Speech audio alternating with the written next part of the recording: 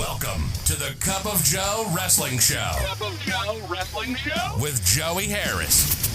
A podcast for the wrestling fan on the go. So take your favorite beverage of choice and join Joey as he takes a look at some of the biggest shows on the WWE Network.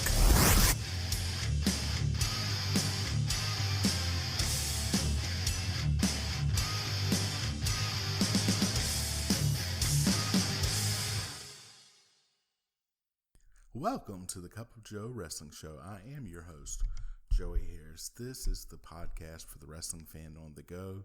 So take your favorite beverage of choice as we look at some of the biggest shows on the WWE Network. I went out this week, folks, and I bought 2 boxes of tea. One a black tea, one an herbal tea, because I am trying to back off of my coffee consumption.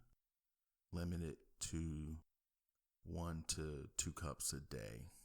I've been drinking coffee since I was 14, and the excessive coffee drinking I've been doing lately may not be the greatest for me, folks. I know what is on your mind is what is on everyone's mind here as I record this. It is Sunday, and the coronavirus, COVID-19, whatever you want to call it, whatever you choose to let it go by. I know this is the COVID, it's just the 19, it's just the particular strand of the coronavirus. There are a lot of different coronaviruses, but you all already know that.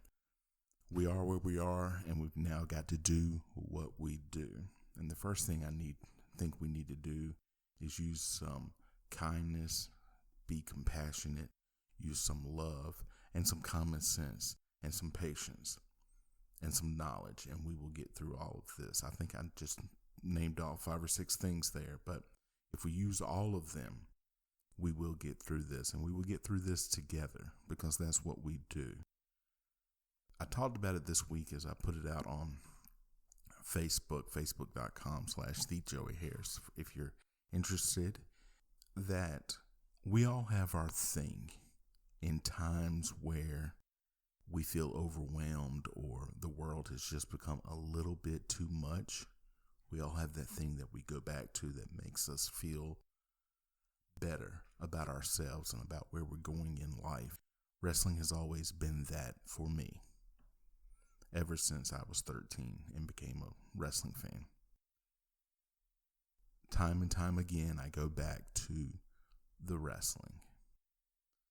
So whatever we do, whatever comes from this, the social distancing, the social isolation, the cancellations of all the events. As I'm recording this, WrestleMania has not yet been canceled, but I think it's headed that way. All the smaller events, the promoters, the wrestlers. It's a hard time for everyone, but we will get through this. So support your favorite wrestler, support your favorite indie wrestler or promotion. Buy their media, buy their DVD online. Go to your favorite wrestler's store, buy some merch from them. Get through this. Go and bring up your favorite all-time match or event and watch it. Leave the wolf at the door, whether you think this is a hoax or not. Let's all take it seriously, because whether you think this is overblown or not, real lives are being affected by this through no fault of their own. Let's all take this seriously. Relax. Go buy some merch. Watch your favorite wrestling event or match, and we will get through this, because we have no choice. We are strong. We as a wrestling community are strong. We as a world are strong, because this is not a nationwide thing. This is not a Republican or Democrat thing. This is not a liberal or conservative thing. This is a human thing. If this is as serious as what the experts tell me that it is, we all need to take it seriously, and we all need to get through this together. It is serious, but we will get through it, because we are stronger than any one thing or virus. We will get through this together. I cannot stress that enough. always fall back on the thing that gets you through the thing. And for me, that thing has always been wrestling. So let's go to some wrestling. Today we look at Clash of the Champions from June of 1988. This is Clash 2, Miami Mayhem. It took place on June the 8th, 1988, from the James L. Knight Center in Miami, Florida. There were 2,400 people in attendance, and the show drew a 4.8 rating on TBS. We start out with our opening credits. Jim Ross is outside as limos start to pull up. Lyle Alzado, Francis Crockett, General Bruce MacArthur of the Chicago Blackhawks all get out of limos for the event. Then we go to our Clash opening credits. Bob Caudle and Tony Schiavone are on the call. They run down the show to start. We start out with our United States Championship match, Barry Windham with J.J. Dillon versus Brad Armstrong. Barry has just turned heel and joined the Horsemen.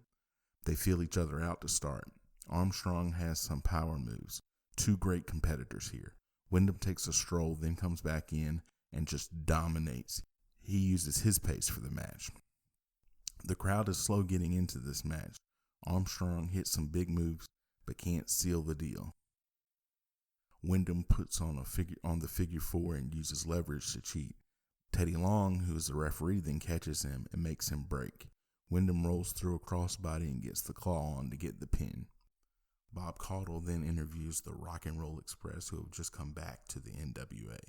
Bob and Tony then talk about the contract signing that took place on the yacht, the Black Hawk, between Ric Flair and Lex Luger. Jim Crockett oversees the signing. This is not a great segment and run a little bit too long for me. Ric Flair, Tully Blanchard, and Arn Anderson then arrive in a limo. Flair says it's the big time, and he's not worried about Lex Luger or anyone else. United States Tag Team Championship match. The Fantastics, Tommy Rogers and Bobby Fulton versus the Sheepherders, Butch Miller and Luke Williams with Rip Morgan. Lex Luger arrives at the arena in a limo before the match officially begins and is attacked by the Horsemen. Even with the cutaway and the call of it and the commercial breaks, etc., it still takes a long time for the match to start. The Sheepherders start out with the advantage. Now let me say this, folks, treat the next few weeks like the Sheepherders, all business, not like the Bushwhackers that they would become and start licking people on their faces. That's how all diseases spread, okay? The Fantastics try to come back and eventually do take the advantage. There are lots of stalling tactics in this match, back and forth and some pin attempts. They do multi-pin attempt spot on the Sheepherders, but to no avail.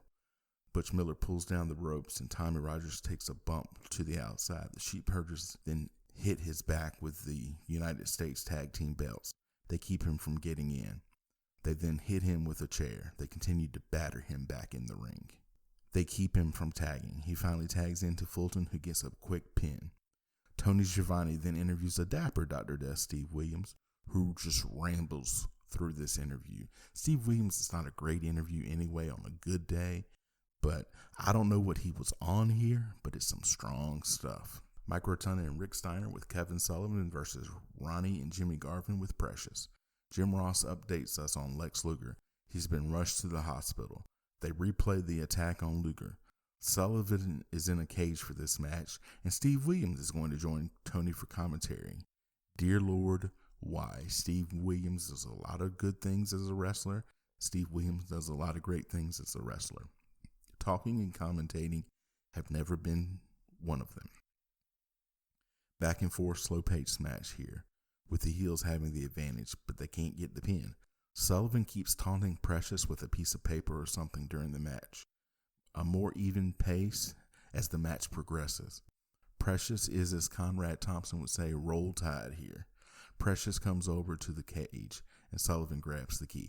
While I'm on it, why does every other podcast take a shot at Conrad Thompson? What has Conrad done but be successful? But they always, I hear a mocking of him and his voice or his cadence or the questions that he asks. The man has been very successful and is not worried about any of the podcasts that mock him. Not that he needs me to defend him, it just gets on my nerves. Precious comes over to the cage and Sullivan grabs the key. The camera focuses on this and misses the Garvins getting the pin. Sullivan chokes out Precious until Williams makes the save. Precious pushes Jimmy Garvin away and leaves. Bob and Tony talk about the Great American Bash Tour and pay-per-view coming up. They then talk about the Tower of Doom that will be part of the pay-per-view and bring out apparently the original scroll, in quotation marks, Kevin Sullivan found in the temple, in quotation marks, that he got the idea from. And folks, if you believe this, I have a nice bridge in Arizona that I would like to sell you. Al Perez with Gary Hart versus Nikita Koloff. Koloff does not look right with hair. He is slimmed down some, though. They do power moves and pull aparts to begin with. Some impressive moves by both men, to be honest. It goes outside and Koloff just gets punched. Perez keeps the pressure on. This is a good showing by both men. Koloff coming back. Perez gets thrown out. Hart gets on the ropes. Larry Zbyszko comes in and attacks Koloff for the disqualification. All three attack Koloff and leave him lying in the ring. NWA World Tag Team Championship match. Arn Anderson and Tully Blanchard with J.J. Dillon versus Sting and Dusty Rhodes. Sting and Rhodes are over with the Miami crowd. They attack early. Blanchard and Anderson get some quick tags in. The crowd pops big when Rhodes comes in, and he and Blanchard have some fantastic chemistry. JJ tries to interfere, but gets caught by referee Teddy Long. Every man involved in this match is a WWE Hall of Famer. Sting comes in and cleans house. He hits the big splash on Blanchard. Anderson interferes. Sting gets hit on the outside. Anderson comes in strong. He is so good. Blanchard is back in. They double team. Anderson DDTs Sting on the concrete. JJ throws Sting into the ring. They can't get the pin on him though. Sting fight back. Sting hits a stun gun-like maneuver on Blanchard. He tags in Rhodes, who cleans house. All four men in. Sting tosses the referee. Wyndham comes in, followed by Flair. The Horsemen run roughshod. Rhodes is bleeding. Jim Ross says Lex Luger is being attended to. Then Tony, Jim, and Bob sign off from Miami. We then go to our closing credits. There are a number of ways that you can contact me. You can follow the show's Twitter at Cup of Joe Pod. You can email the show at cupofjoewrestlingshow@gmail.com. You can follow me on Facebook, Twitter, and Instagram at The Joey Harris. Thank you for joining me this week. This is Joey Harris saying so long from stately Maine Manor. The Cup of Joe Wrestling Show is a production of Baby Kangaroo Media.